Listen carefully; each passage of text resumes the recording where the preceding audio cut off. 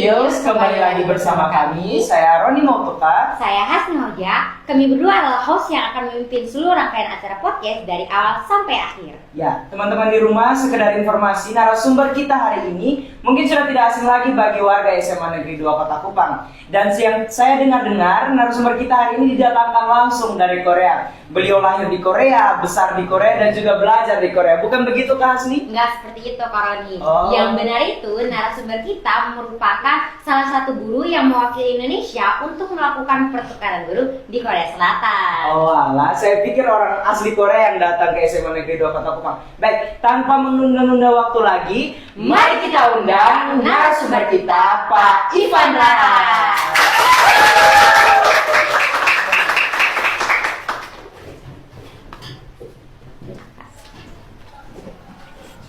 Ya, mari. Halo Pak, bagaimana kabarnya hari ini Pak? Baik kabarnya. Oke, baik, terima kasih Bapak sudah mau berkesempatan hadir pada acara kami pada hari ini. Dan seperti yang kita ketahui bersama, Pak Ivan Rahas ini adalah Wakil Kepala Sekolah Bidang Humas. Dia tentunya mengurus banyak sekali kesibukan penting yang berhubungan dengan SMA Negeri 2 Kota Kupang. Tapi karena Bapak sudah hadir, terima kasih banyak Bapak. Ini merupakan suatu hal yang membahagiakan juga ya teman-teman, karena orang sesibuk beliau bisa menyempatkan waktunya untuk bersama-sama melakukan perbincangan hangat di podcast kami ya teman-teman ya. Baik, seperti yang kita semua ketahui ya, Pak Ivan ini baru kembali dari Korea Selatan, betul ya Pak ya? Baik, selama di Korea Selatan ini, apa sih yang membuat Bapak ingin mengikuti program pertukaran guru di Korea Selatan? Terima kasih untuk kesempatan yang sangat berharga ini. Salam manis untuk seluruh anggota jurnalistik sekolah. Pada hari ini memang saya diminta untuk bercerita sedikit tentang pengalaman selama di Korea Selatan. Pengalaman ini merupakan pengalaman yang luar biasa, sebuah kesempatan yang diberikan oleh Kementerian Pendidikan Republik Indonesia kepada para guru di seluruh Indonesia untuk melaksanakan pertukaran guru dan pertukaran budaya di Korea Selatan. Dan itu dilaksanakan dari bulan Agustus sampai November 2024. Saya salah satu perwakilan dari Nusa Tenggara Timur bersama dengan seorang teman saya dari Lembata, dan kami ada 14 orang seluruh Indonesia bertugas di Korea Selatan tahun 2024. Baik Bapak, apa sih yang Bapak harapkan dan ingin Bapak capai dalam kesempatan pertukaran guru di Korea Selatan? Untuk capaian yang mau dicapai dari kegiatan ini sebenarnya adalah pertama, pengembangan profesi. Bahwa setiap guru wajib untuk terus melakukan pengembangan profesi, baik secara internal melalui peningkatan kemampuan dengan rajin membaca, rajin berinovasi dalam kelas, dan juga secara eksternal melakukan atau mengikuti kegiatan-kegiatan pengembangan diri melalui seminar, training, dan juga kegiatan seperti ini, pertukaran guru ke luar negeri. Dan yang kedua, selain pengembangan profesi diri, juga menjadi role model. Saya ingin menjadi contoh bagi teman-teman pendidik dan juga anak-anak murid bahwa jika kita punya sebuah mimpi besar dan kita punya kemauan yang kuat didukung dengan daya dukung dan juga ketangguhan diri yang baik, maka mimpi apapun yang berat ataupun yang luar biasa itu bisa dicapai dengan hal-hal yang realistis. Dan yang ketiga, meninggalkan jejak baik, bahwa kita pasti akan selesai dari tugas kita sebagai guru di sekolah, tapi kita meninggalkan sebuah jejak yang dikenang oleh seluruh komunitas di sekolah ini maupun orang-orang yang kenal kita, bahwa kita pernah memberikan sesuatu yang baik bagi lembaga ini dan juga bagi anak-anak didik yang kita titipkan di sekolah ini oleh orang tua. Baik Pak, kalau boleh saya tahu itu waktu yang dibutuhkan dari awal pendaftaran, kemudian pertemuan dengan guru-guru dari di Indonesia, kemudian ke Korea Selatan sampai Bapak pulang kembali ke Indonesia tuh bagaimana Pak? Kegiatan ini diawali dengan sosialisasi tentunya dari Kementerian Pendidikan di awal Januari 2024. Kemudian diikuti tahapan selanjutnya itu pengumpulan berkas itu di sekitar bulan Maret sampai Juni kalau tidak salah. Lalu kemudian dari pengumpulan berkas itu lolos kandidat-kandidat yang memenuhi syarat. Dibutuhkan itu kandidat yang punya kemampuan bahasa Inggris, dibuktikan dengan sertifikat kemampuan bahasa Inggris, terus punya kemampuan mengajar, terus punya kemampuan untuk memiliki pemahaman tentang budaya, dibuktikan dengan presentasi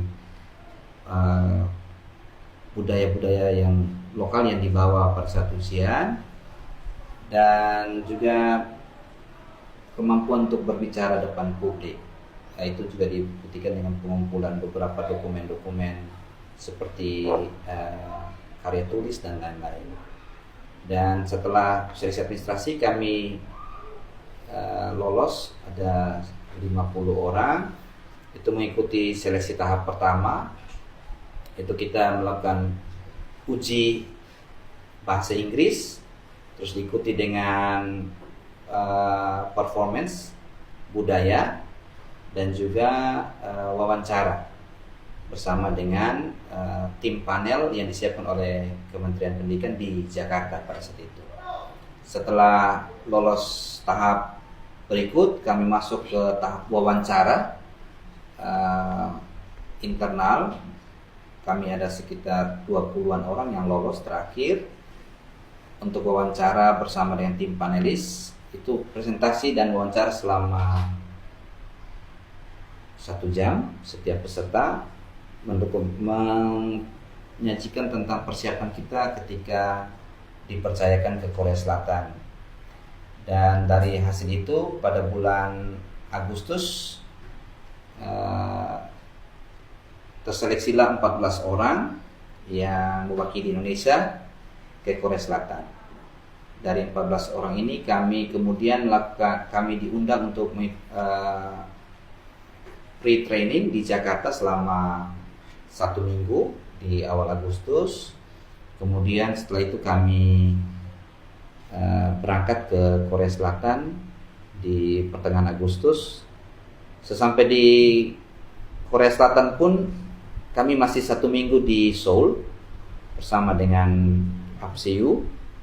Kami diberikan pre-training lagi untuk mengenal tentang kegiatan yang kita laksanakan di Korea Selatan, pengenalan budaya Korea Selatan, dan juga pengenalan tentang tempat-tempat strategis, tempat wisata, tempat budaya di Korea Selatan. Setelah itu kami didistribusikan ke tempat. Saya dapat di Chongwon Middle School, itu di daerah Nowon, Korea Selatan bagian utara, tapi di kota Seoul. Jadi saya dengan teman saya dari Mataram itu mendapat penugasan di Korea Selatan, di Seoul, di ibu kota Korea Selatan memang, selama 3 bulan, Agustus, September, Oktober, November akhir kami kembali ke Indonesia. Baik, ternyata cukup panjang ya perjalanan Bapak selama di Korea.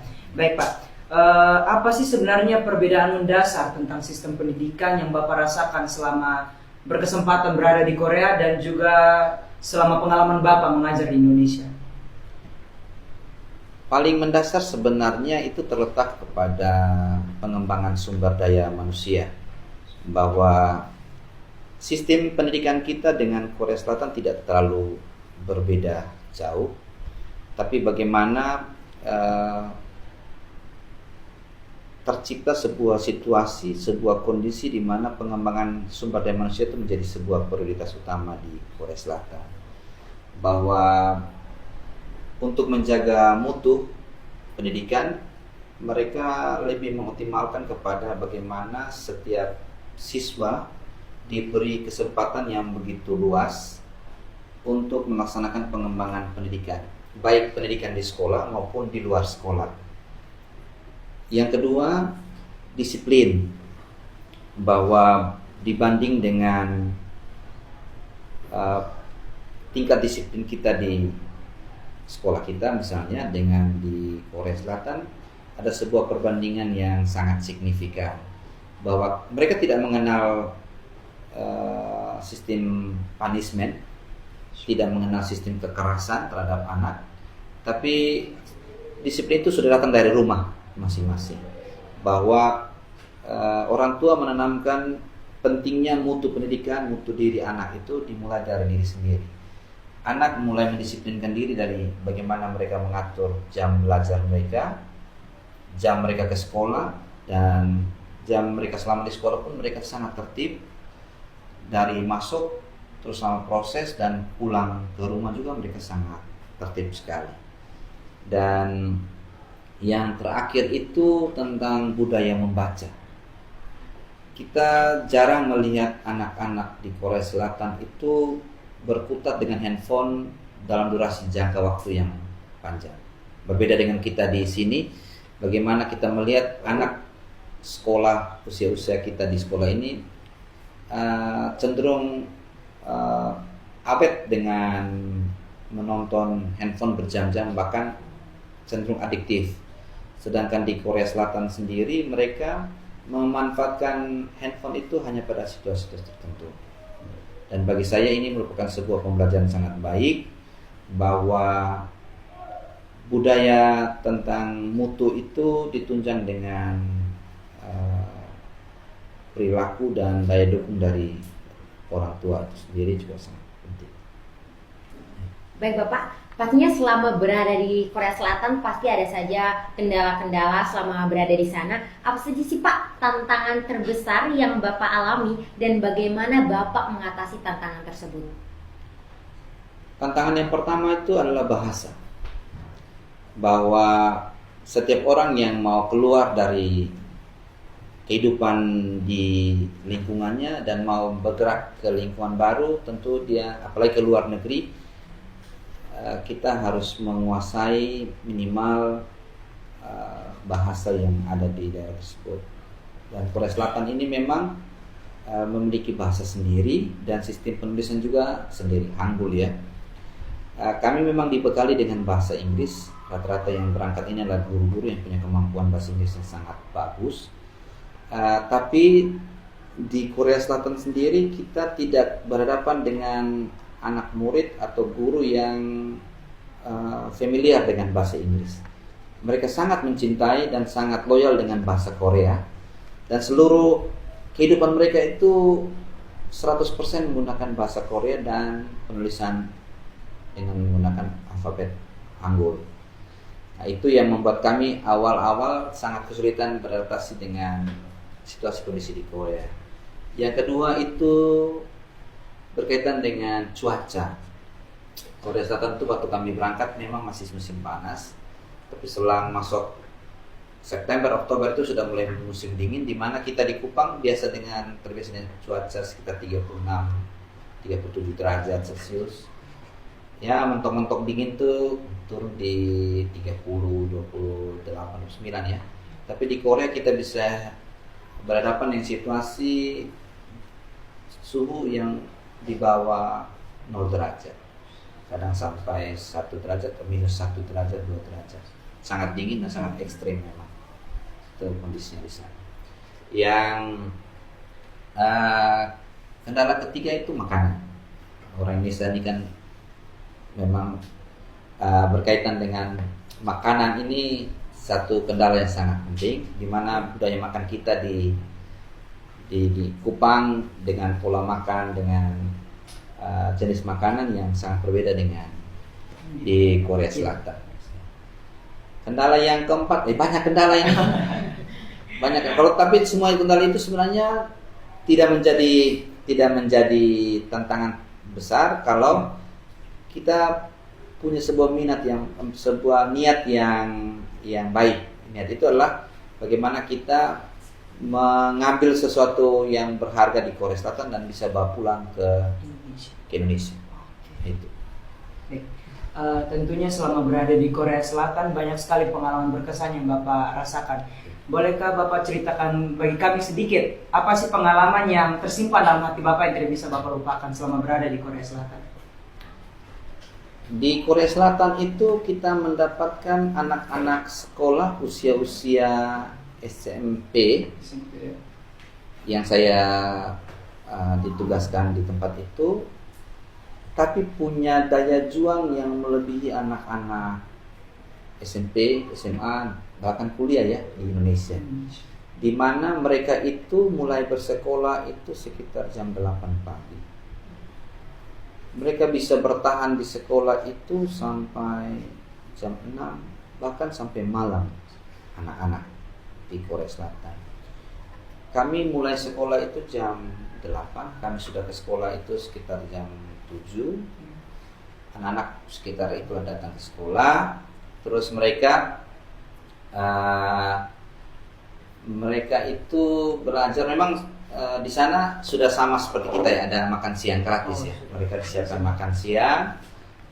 Itu mereka KBM sampai selesai sekitar jam 3.15. Mereka melanjutkan dengan ada namanya kursus. Di sana disebut dengan Hakwon.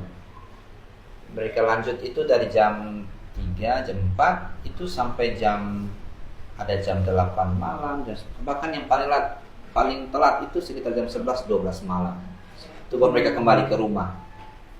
Kalau dari cerita yang kita bicara dengan mereka, anak-anak itu sampai rumah itu telat malamnya. Ya, sampai jam 11-12, sampai rumah pun mereka masih lanjut dengan kerja tugas, mengerjakan PR, dan mereka biasa tidur itu paling cepat jam 1 dini hari. Nah, berkaitan dengan itu, kami kemarin kita sempat ada vlog pertukaran kelas Korea Selatan dan Indonesia. Bagaimana mereka sangat kaget dengan beberapa hal di Indonesia. Salah satunya adalah bagaimana orang Indonesia ada budaya tidur siang. Nah, di Korea Selatan itu mereka sangat heran kok orang Indonesia, khususnya kita di Kupang ya, kok bisa-bisanya kita tidur di jam-jam belajar mereka. Pulang, karena anak kita waktu kemarin buat vlog kan mereka cerita, setelah pulang mereka mengambil jam tidur siang yang panjang dari jam 2, jam 3 sampai jam 5 sore itu dia tempat tidur. Orang Korea itu merasa itu sangat surprising. Wow, amazing. Bisa ya orang-orang Indonesia bisa tidur jam-jam gitu. Tapi itulah cerita yang kita bawa pulang. Dan mereka juga sempat kaget waktu kita cerita bahwa Kupang pernah mengalami kebijakan sekolah jam 5 pagi. Nah, bagi mereka tuh amazing. Bahwa mereka tidur, itu namanya mereka bilang morning miracle. Mereka sebut kemarin, oh Indonesia itu ada morning miracle, keajaiban di pagi hari yang untuk orang Korea tidak mungkin mereka bangun tidur jam 4 terus mereka pergi sekolah jam 5 pagi. Tapi itulah cerita kita ya. Kita pernah mengalami kondisi Indonesia, kita sekolah di Kupang maksudnya. Ya, di Kupang. Jam 5 pagi. Nah, itu cerita yang kita bawa pulang ke sini berkaitan dengan hal-hal menarik. Ya. Baik Bapak tadi kan sempat singgung soal makan gratis ya Bapak ya. Iya. Pasti Pak pernah coba mereka punya makanan yang di sana. Menurut Bapak apa sih makanan paling enak di situ dan pengen Bapak buat juga di sini, pengen Bapak makan juga di sini? Banyak makanan di sana itu mayoritas itu berbahan dasarnya beras. Ya, ada bibimbap, ya, Bapak ya. Ya. Orang Korea itu memang mayoritas makanan utamanya itu tepung-tepungan berbasis beras. Dan di Indonesia sendiri makannya tidak terlalu sukar untuk kita temukan di Indonesia. Ya. Dan yang memang agak berbeda itu adalah permainan bumbunya. Bumbu Korea itu sangat kalau kita salah makan itu bisa berakibat fatal pada pencernaan, khususnya saya ya, karena saya tidak terlalu suka yang pedas. Iya. Tapi bagi sebagian orang nikmat kok untuk makanan-makanan Korea itu. Berarti tergantung selera, Pak. Ya, sangat tergantung selera, dan memang berbasis yang lebih spesifik. Kalau berbasis, kebetulan saya serumah dengan teman dari SMA 2 Mataram, Pak Ijar, Muslim. Kami punya pantangan memang dalam rumah, toleransi. Kami harus mencari makanan-makanan yang halal. Dan di Korea memang tidak terlalu susah untuk mencari.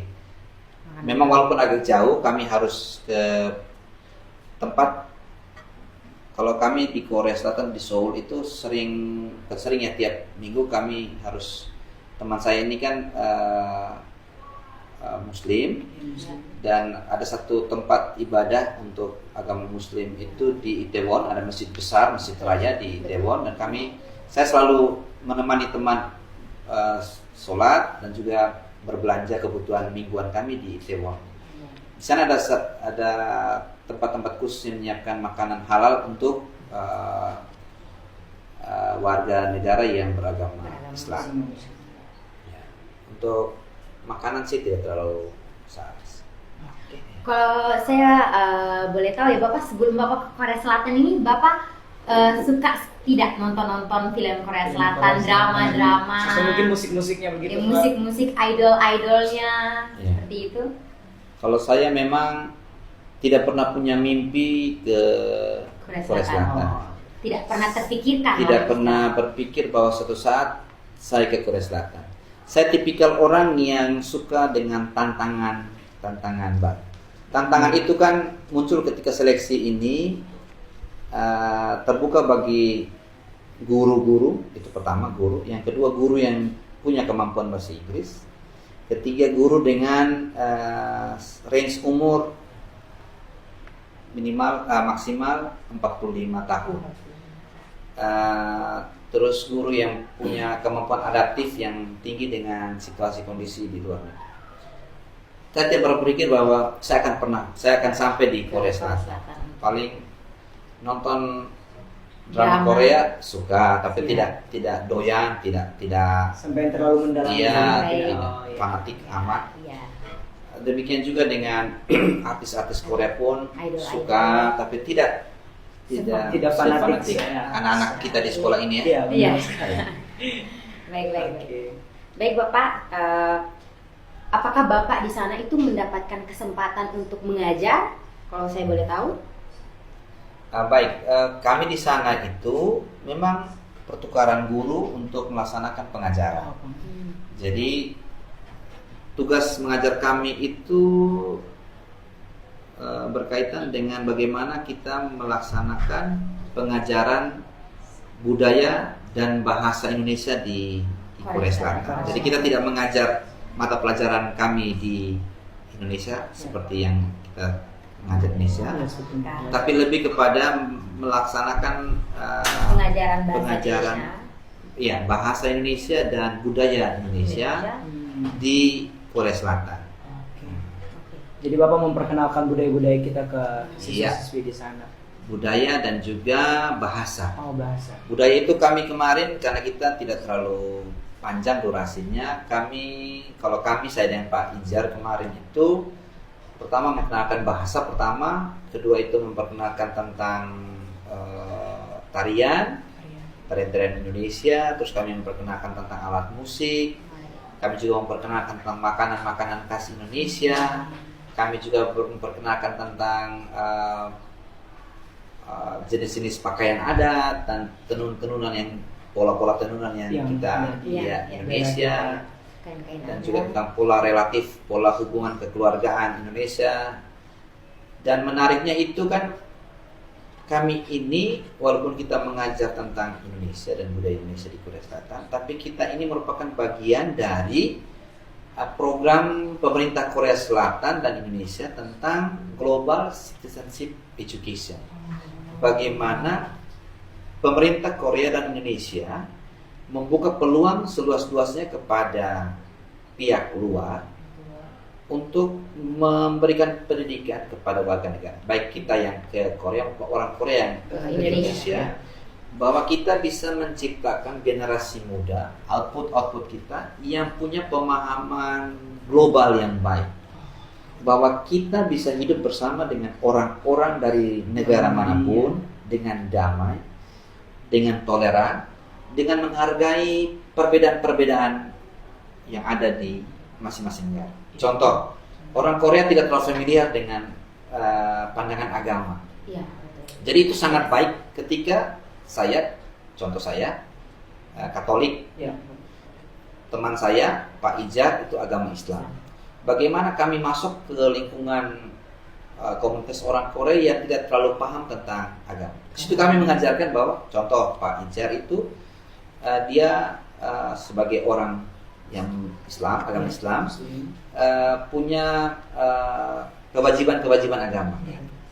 Di situ kami ternyata dengan kehadiran kami, sekolah itu menciptakan sebuah ruangan khusus bagi kami untuk sholat. Yang tidak pernah ada dalam struktur bangunan mereka sebelumnya. Jadi kami siapkan tempat khusus bagi untuk Pak Ijar. Hanya yang agama Islam hanya Pak Ijar kami berdua ini ke sana. Jadi Khusus untuk ya, Pak Ijar. dengan kegiatan ini sebenarnya membuka peluang, termasuk ketika kami memperkenalkan tentang pakaian-pakaian kita. Kita mereka sampai heran ketika ternyata di Indonesia ada penggunaan hijab. Iya. Nah, itu dijelaskan terus tentang sholat 5 waktu. Kita jelaskan bahwa walaupun di Korea mereka tidak tahu, tapi dengan adanya program ini mereka akhirnya menjadi tahu dan lebih terbuka dengan perbedaan. Ya, perbedaan daerah. Ini salah satu hal positif yang kami bisa lihat dari program ini. Baik, kalau boleh saya tahu Bapak ini sudah pernah coba tidak baju adat dari Korea Ya, Selatan, baju adat hanbok dari Korea. versi Oh, iya. laki-laki? Kalau saya sudah ada dan saya ada bawa ke sini ada Oh. 3. Hanbok ini pakaian adat Korea Selatan. Korea Selatan, pakaian nasional Korea Selatan. Kita kemarin rencana memang dalam kegiatan. Oh ya, saya sampaikan ya, memang selain saya pulang membawa diri saya sendiri, oleh-oleh dan lain-lain, Ya. termasuk handuk itu oleh-oleh, itu hadiah dari mentor saya, Teacher Zini. Mahal itu. Ya, Baju handuk itu kisarannya itu sekitar 40-an ribu won. Ya, diestimasi sekitar berapa ya? 400 ribu won ya. 4 juta, 5 jutaan ya per pasang.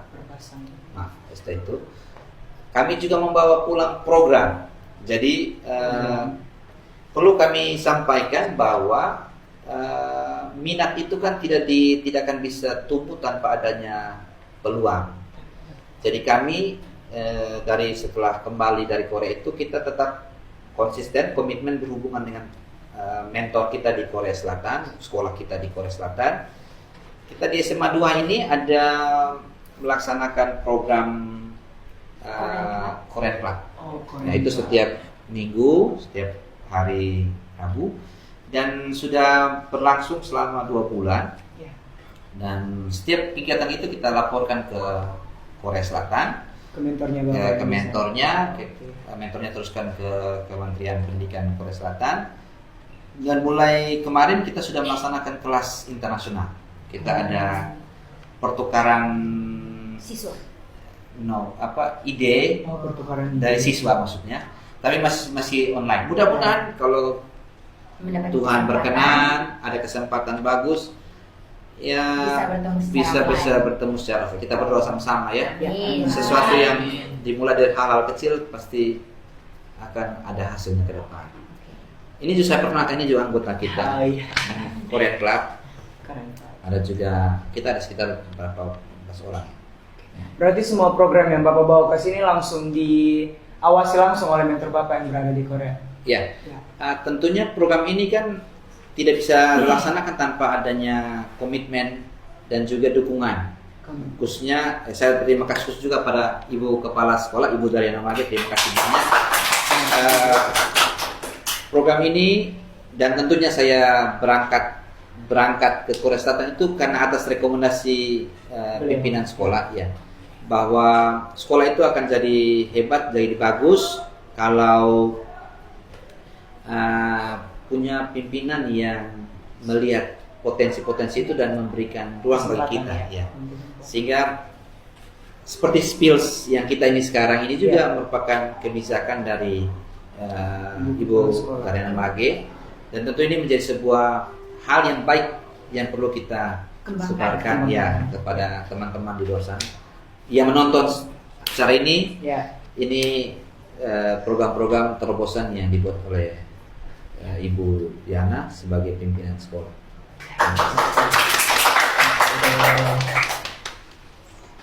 Oke, baik Bapak. Apa sih sebenarnya tanggapan saat Bapak mengajar di sana? Tanggapan siswa-siswi terhadap pengajaran Bapak yang berada di Korea sana? Kalau secara prinsipil normatif, bahwa anak-anak ya ada guru pasti mereka merasa ya baik. Kita kedatangan tamu dari luar negeri baik. Walaupun di tengah tantangan hambatan bahasa misalnya, dan tidak semua anak paham juga bahasa Inggris, dan juga kami yang mengajar juga tidak paham secara baik bahasa Korea, tapi anak-anak itu memang melihat ada yang baru. Mereka melihat bagaimana ada guru yang datang dengan seragam lengkap, sedangkan di Korea itu gurunya itu pakainya santai. Kadang masuk dengan jeans, baju kaos, sudah mengajar. Terus kita datang dengan pakaian seperti ini, formal, sangat formal. Terus pola komunikasi, bagaimana kita memaksa untuk memberi mereka pemahaman dengan bahasa Inggris, mereka juga dengan segala cara untuk memahami bahasa Inggris kita. Karena anak sana tidak semua anak punya kemampuan bahasa Inggris yang baik. Oleh karena itu kami biasa menggunakan aplikasi bantuan. Di sana di Korea itu kita punya 2 aplikasi. Ada aplikasinya namanya Kakao dan juga Kakao Translation ya, sama Papago. Jadi ketika kita kesulitan menggunakan atau berkomunikasi dengan anak-anak, ya Papago, kita omong bahasa Indonesia atau bahasa Inggris, nanti dia translate dalam. Dia sangat membantu. Sangat membantu dalam komunikasi antara dua pihak ya Bapak ya. Tadi Bapak sempat singgung tentang membawa handbook ya. Pasti Bapak ingin siswa-siswi yang di klub Korea mencoba handbook tersebut dalam meeting selanjutnya. Mungkin Bapak pengen seperti itu biar mereka merasakan langsung bagaimana memakai handbook yang dibeli dari Korea Selatan. Sepertinya bukan keinginan host ya, tapi keinginan host kita langsung. Kita kemarin pertemuan perdana bersama dengan teman-teman dari Korea Selatan. Itu kita awali dengan baru introduction. Kita memang tidak mau satu kali tayang karena kita masih punya banyak pertemuan, sehingga saya mengambil inisiatif. Alangkah baiknya pertemuan pertama ini kita lebih banyak ngobrol saja dulu. Walaupun pada sesi pertama kemarin sudah sempat satu siswa kita ada pertunjukan pidato. Angel, dia bicara bahasa Korea. Pidato itu bukan perkenalan tapi berpidato. Ya. Nanti kita akan pertemuan kedua atau ketiga kita akan mencoba memakai. Biar host kita senang ya. Kita akan foto sama-sama. Siap. Dari pengalaman mengajar Bapak di Korea, apa sih sebenarnya inovasi dan metode baru yang Bapak dapatkan di Korea sana yang mungkin ingin Bapak terapkan di pembelajaran di Indonesia, terkhususnya di SMA Negeri 2 Kota Kupang? Di sana yang kita lihat pertama itu yang gampang-gampang ya, pembelajaran berbasis teknologi.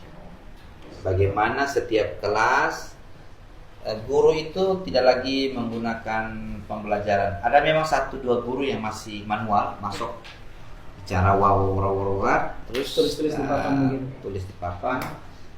Setelah itu diskusi. Tapi hampir sekitar 90% itu menggunakan teknologi canggih, termasuk smartboard. Terus dalam smartboard itu ada berbagai macam aplikasi yang sudah terkoneksi dengan smartphone-nya Para siswa. siswa. Dan juga selain penggunaan teknologi, yang kedua itu tentang bagaimana desain pembelajaran yang mereka buat di sekolah. Itu ada banyak waktu kepada siswa untuk melaksanakan project bersama dengan guru. Salah satu project yang saya bawa pulang itu adalah project kerjasama internasional Korea dan Indonesia. Oke. Ya. Itu setelah jam pelajaran, guru dan siswa buat ekskul seperti ini. Tapi inovasi yang dibuat itu adalah bagaimana mereka berani keluar dari zona nyaman. Mereka keluar dari Korea, mereka cari orang di luar Korea, ya dapatlah kita Indonesia. Sebenarnya kelas mereka ini nanti, kelas kita Korea ini ada dengan gabungan dengan kelas dari Thailand. Jadi kita kolaborasi 3 negara. Keren. Kemarin baru bergabung Indonesia Korea, Thailandnya belum bisa bergabung di bulan Mei. Nanti mereka bergabung di bulan Juni. Kelas 3 negara ini. Keren sekali. Saya dalam hati pengen ikut juga ya Pak yang Thailand punya, karena saya dari dulu tuh pengen ikut klub Thailand, tapi saya tahu bahwa di kalau ini sekolah-sekolah di Kota Kupang itu tidak Masih ada belum klub Thailand. ada, ya. Bahkan waktu pertama kali saya masuk, Pak Ivan datang terus tiba-tiba bilang, oh ada klub Korea. Di situ saya sama Angel langsung masuk. Ya, benar. Terus tiba-tiba Pak bilang ada klub Thailand. Wah, di situ saya pastinya tambah senang ya Tambah teman-teman semangat, ya. tambah, iya. Karena saya juga pengen kalau kuliah antara mungkin ya kalau mampu ya, Kalau antara di mampu. Thailand, kalau seandainya di Korea Selatan. Doakan ya teman-teman Amin, semuanya amin. ya. Baik, karena kita sudah berbincang ya cukup lama, ini pasti kerongkongan, Kerongkongan agak kering. Mungkin Bapak Dehidrasi minum mungkin. dulu Ya, ya, tetap biar minum dulu ya teman-teman izin ya. minum. Ya, saya juga izin minum ya teman-teman ya. Ini dibuat tidak manis supaya Bapak tidak diabetes ya. Kalau kurang manis sekali ya, saya saja boleh langsung. Kesehatan dari narasumber ya teman-teman ya. Iya. Oke baik, saya lanjut pertanyaannya ya Pak ya.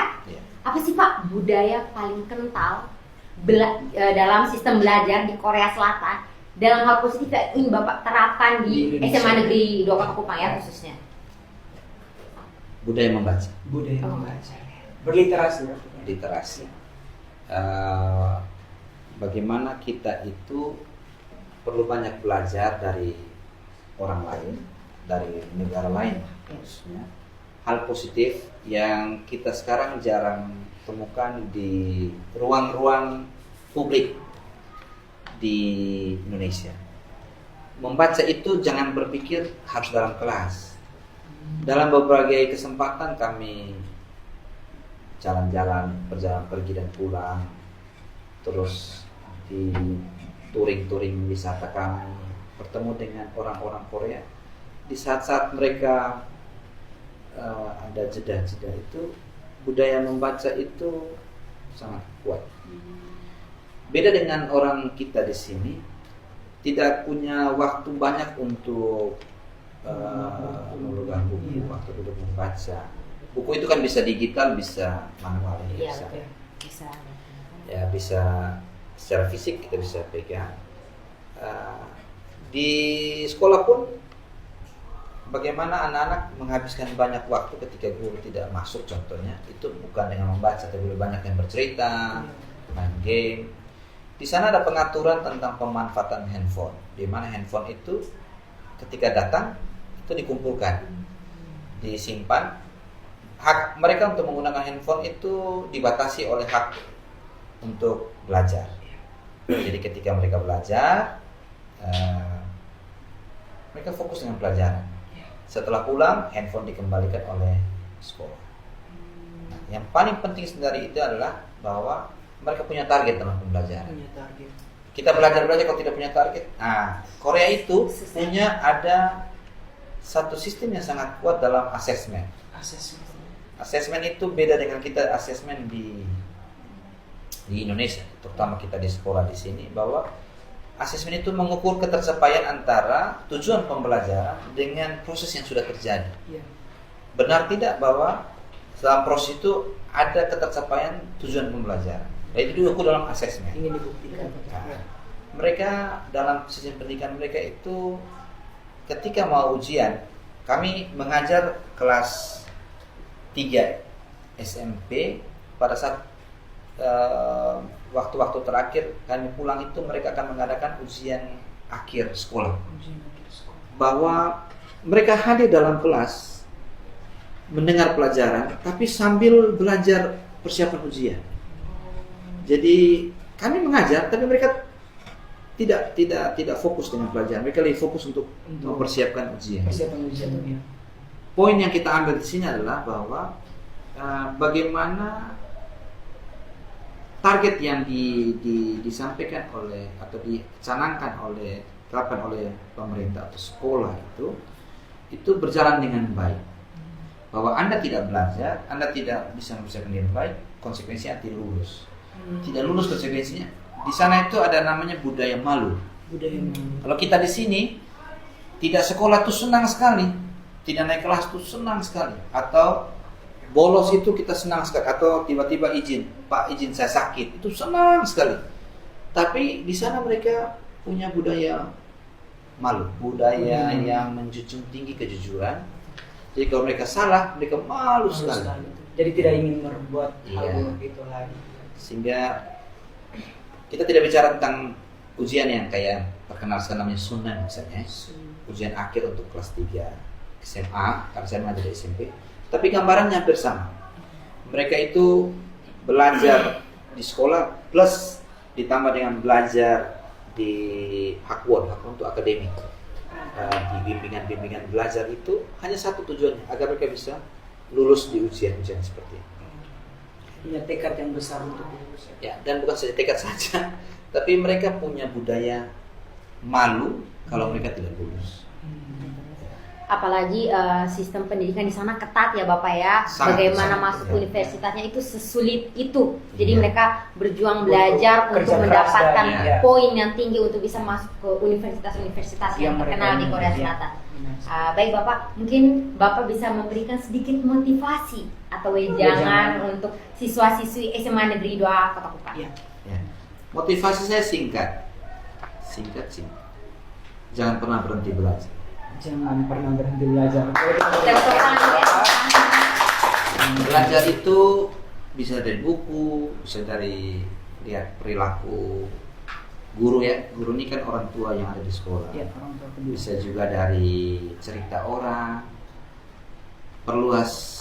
Saya kutip beberapa kata-kata yang sering, jangan takut bermimpi. Mimpi itu gratis. Itu Komang ya. Iya. Iya, betul Komang. Bagus itu inspirasi. Terus lagi ada beberapa saya laku sekarang yang lagi tenar sekarang itu. Teruslah berharap. Teruslah berharap. Kalau bukan hari ini, berarti Kapan lagi? minggu depan. Oh, minggu depan. Kalau bukan minggu ini, Bulan berarti depan. bulan depan. Kalau bukan bulan Kalau depan? bukan bulan ini, tahun depan. Oke. Kalau siap. bukan tahun ini, tahun tahun depan. Tahun depan. Oh. itu aja. Terus belajar, terus berharap, karena sesuatu yang dimulai dengan harapan, niat, dan didukung oleh tekad belajar. Dan sekaligus saya undang nih teman-teman, anak-anak yang aktif seperti jurnalistik, terus di klub-klub pramuka, OSIS, ya, di organisasi, terus ada klub-klub seperti bahasa Inggris, bahasa Korea, terus ada apa namanya klub olahraga, ada basket, apa namanya futsal, badminton. ya badminton namanya. Itu merupakan bagian dari sekolah memberi ruang kepada Siswa-siswi. siswa untuk mengembangkan potensi-potensi diri yang tidak pernah disadarinya selama dia sekolah di tingkat jenjang di bawah. Nah sekarang tugas kita nih, Pak Ivan sebagai guru, Kita sebagai sebagai siswa. siswa, untuk terus menyampaikan kepada teman-teman, daripada waktumu terbuang dengan hal-hal yang tidak produktif seperti main game, apalagi nonton drakor nonton berlebihan. drakor, Iya. apalagi Bermain keluar bersama teman-teman Ah. sampai larut-larut malam. apalagi kita punya 7 kebiasaan sehat ya. Iya. Untuk kita Kebiasaan- kolaborasi tujuh dengan 7 kebiasaan kebiasaan anak anak hebat. Indonesia, Ya. anak hebat Ya. yang digagas sekarang oleh Kementerian Pendidikan, itu menjadikan kita bukan saja anak-anak hebat, tapi juga menjadi anak-anak unggul. Unggul itu tidak saya lihat dari sekolah mana dia sekolah, tapi dari mana kita membentuk diri kita sendiri. Iya. Jadi saya ajak, ayo terlibat di kegiatan-kegiatan seperti ini. Terus jangan lupa kalau setiap hari Anda bisa ajak satu teman Anda. Besok lusa bukan satu saja, tapi mungkin sekitar puluhan bahkan ratusan anak. Kalau bukan saya, siapa lagi? Kalau bukan sekarang, Kapan lagi? ayo terus berharap, terus belajar, dan kita akan jadi anak-anak hebat. Baik. Baik, dari serangkaian podcastnya ya teman-teman, dari apa yang Pak Ivan sampaikan, pasti banyak budaya-budaya sistem pembelajaran yang sungguh membedakan antara Korea Selatan dan juga Indonesia. Bagaimana mereka semangat dan tekad mereka dalam belajar untuk mengembangkan potensi diri dan lain sebagainya ya tentunya ya. Ya, dan kami sebagai host juga berharap kiranya apa yang telah disampaikan Pak Ivan bisa kita ambil sisi positifnya dan dapat kita terapkan untuk kemajuan sekolah kita dan kemajuan diri kita sendiri. Baik, terima kasih Bapak untuk kesempatan berbincang hari ini. Dan juga terima kasih untuk teman-teman di rumah karena sudah setia menonton kita pada hari ini. Terima kasih juga untuk kru-kru semua yang berada di belakang kamera Yang sudah membantu kita mensukseskan acara podcast hari ini. Saya Hasni Hoja. Saya Roni Mautoka. Sampai jumpa.